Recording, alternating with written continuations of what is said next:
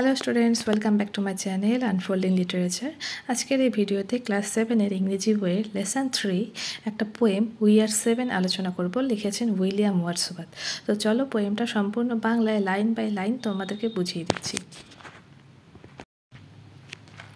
তো পোয়েমটি শুরু করার আগে উইলিয়াম ওয়ার্ডসওয়ার্থ সম্পর্কে আমরা একটু জেনে নিই, যিনি কিনা এই কবিতাটি লিখেছেন।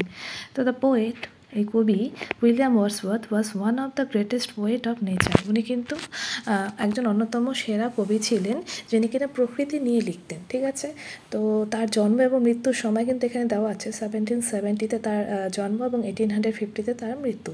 হি was a major poet of the romantic period. তো ইংরেজি সাহিত্যকে কতগুলো যুগে ভাগ করা হয়, তো তিনি সেই রোম্যান্টিক সময়ের একজন বিখ্যাত প্রধান কবি ছিলেন।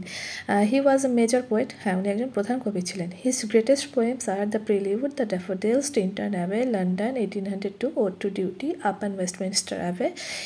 তো এগুলোই কিন্তু তার যে বিখ্যাত কবিতা সেগুলোই। ঠিক আছে, he spent his life in the lake district of England, এবং সে তার জীবন অতিবাহিত করেছিলেন ইংল্যান্ডের লেক ডিস্ট্রিক্ট নামক একটি জায়গায়। The present text is an edited version of his poem we are 7। তো এই যে কবিতাটি রয়েছে, এটা কিন্তু একটা নতুন করে এটাকে সংকলন করা হয়েছে। তার সেম নামেই আরেকটা কবিতা ছিল উই আর 7। ঠিক আছে, তো চলো এবার কবিতাটি শুরু করা যাক।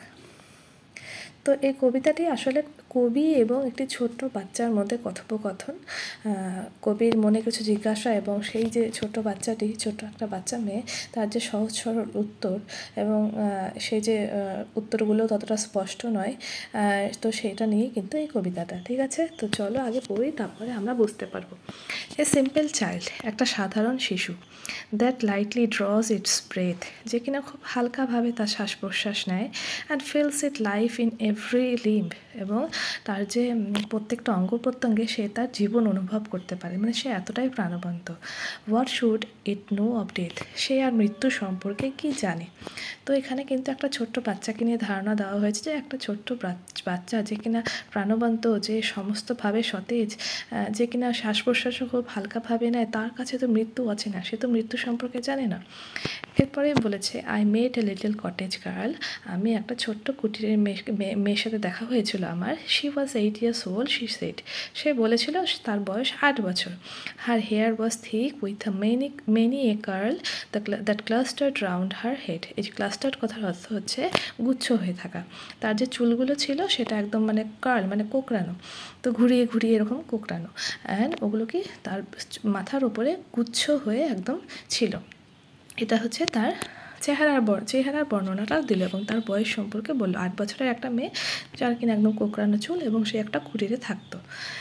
এরপরে বলেছেন, she had a rustic woodland hair and she was wildly clad. তো এই রাস্টিক কথার অর্থ হচ্ছে গ্রাম্য। সে তাকে দেখে মনে হয়েছিল সে গ্রাম্য।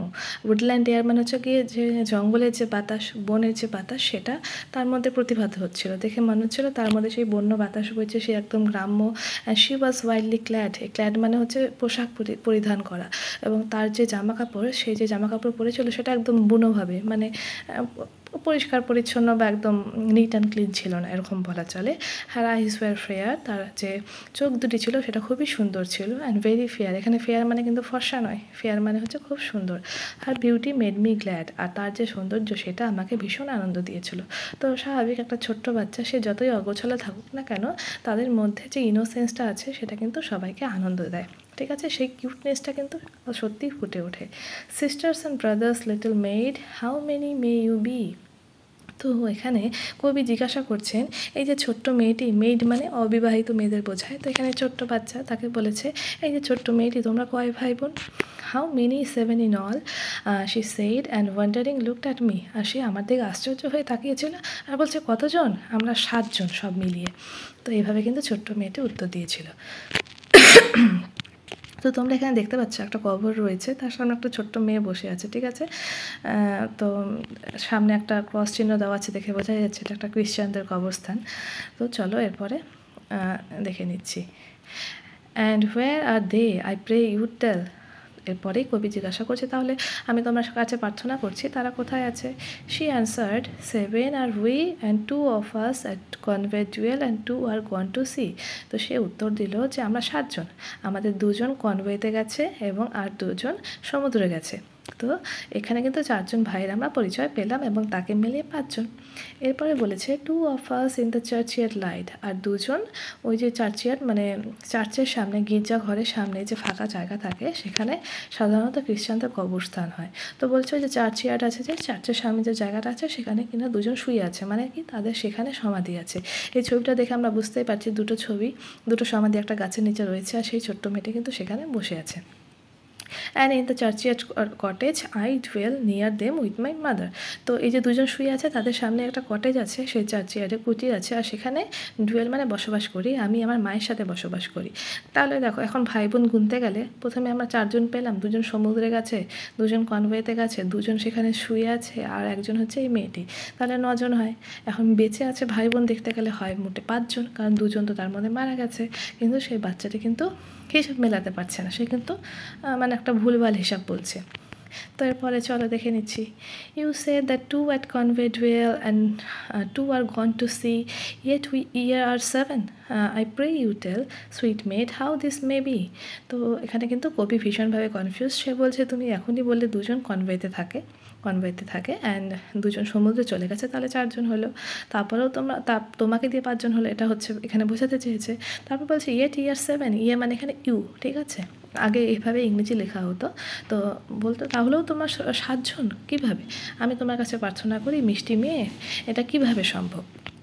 এরপরে বলেছে then did the little maid reply, তারপরে সেই ছোট্ট মেয়েটি রিপ্লাই দিল 7 boys and girls are we, আমরা 7 ভাই বোন, 7 জন ছেলে আর মেয়ে বলতে বোঝাতে চেয়েছে 7 ভাই বোন। 2 of us in the churchyard light, আমাদের 2 জন সেই চার্চিয়ার্ডে শুয়ে, গির্জাঘরের সামনে শুয়ে আছে, বেনেথ দ্য চার্চিয়ার্ড ট্রি, আর ওই যে গির্জাঘরের সামনে যে গাছটি আছে তার নিচে শুয়ে আছে। You run about my little maid, তার মানে সেই এই যে আগের যে স্ট্যান্ডাটা সেখানে কিন্তু বোঝাতে চেয়েছে ওরা শুয়ে আছে, মেয়েটি বোঝাতে চেয়েছে মেয়েটার মধ্যে কিন্তু মৃত্যু সম্পর্কে কোনো জ্ঞান নেই, যে তার 2 জন ভাই বোন সে কিন্তু মারা গেছে। তো এখানে তারপরে স্ট্যান্ডার কবি বলেছেন you run about my little maid, তুমি ছুটে বেড়াও আমার ছোট্ট মেয়ে। ইউর লিমস আর অ্যালাইভ, তোমার প্রত্যেকটা অঙ্গ প্রত্যঙ্গ জীবিত। If you are in the churchyard laid, if 2 are in the churchyard laid, যদি 2 জন সেই চার্চিয়ার্ডে শুয়ে থাকে, দেন আর অনলি 5, তাহলে তোমরা মাত্র 5 জন, কারণ 2 জন তো অলরেডি মারা গেছে। তারপরে বলেছে দেয়ার গ্রেভস আর গ্রিন, তাদের, এরপরে মেয়েটি উত্তর দিয়েছে দেয়ার গ্রেভস আর গ্রিন, গ্রেভস মানে কি সমাধি বা কবর, তো তাদের যে সমাধি রয়েছে সেটা এখনও সবুজ। দে মে বি সিন, মানে সবুজ মানে সেটা মানে একদম নতুন, তাই তো সতেজ, তো তারা বলছে তাদেরকে দেখা যেতে পারে। সেই মেয়েটির মনে কিন্তু তাহলে এখানে আশা আছে যে তাদের ভাই বোনকে আবার দেখা যাবে, তার মানে সে কিন্তু মৃত্যু সম্পর্কে অবগত নয়। তা লিটল মেড রিপ্লাইড, মেয়েটি কিন্তু এই উত্তরটাই দিল 12 steps or more from my mother's door and they are side by side, আমার মায়ের ঘর থেকে মাত্র 12টা পা যেতে হয়, তাহলে কিন্তু তারা পাশাপাশি শুয়ে আছে। How many are you then, তাহলে আবার কবি জিজ্ঞাসা করছে তাহলে তোমরা কয়জন? সেই ডাই, আমি জিজ্ঞাসা করলাম if they 2 are in heaven, যদি 2 জন ওরা স্বর্গে থাকে, quick was the little maid's reply O master we are 7। দেখো কবি এখানে জিজ্ঞাসা করছে যদি 2 জন স্বর্গেই চলে যায়, কারণ ওরা তো শুয়ে আছে, তার মানে ওরা স্বর্গে চলে গেছে, তাহলে তোমরা কতজন? কিন্তু খুব তাড়াতাড়ি করে সেই ছোট্ট মেয়েটা রিপ্লাই দিয়ে দিল, উত্তর দিয়ে দিল ও মাস্টার, ও প্রভু, আমরা কিন্তু 7 জন, আমরা মাত্র 7 জন, বাট দে আর ডেড। তো এখানে কবি বলছে বাট দে আর ডেড, তারা মারা গেছে, দোজ 2 আর ডেড, তারা মারা গেছে। এটা কিন্তু কবি বোঝাতে পারছে না সেই শিশুকে, বা বোঝানোর চেষ্টাও হয়তো করছে না। তো এটা কবির মনের যে প্রশ্ন সেটাই এখানে কবি বলছে, তারা তো মারা গেছে। Their spirits are in heaven, spirits মানে তাদের আত্মারা এখন স্বর্গে রয়েছে। ইট ওয়াজ শোয়িং ওয়ার্ডস হবে, তো এগুলো বলা কিন্তু একদম নিষ্ফল। কবি এখানে বুঝে গেলেন, নারেটার এখানে বুঝে গেলেন এগুলো বলা নিষ্ফল, কারণ সেই মেয়েটির মৃত্যু সম্পর্কে ধারণা নেই।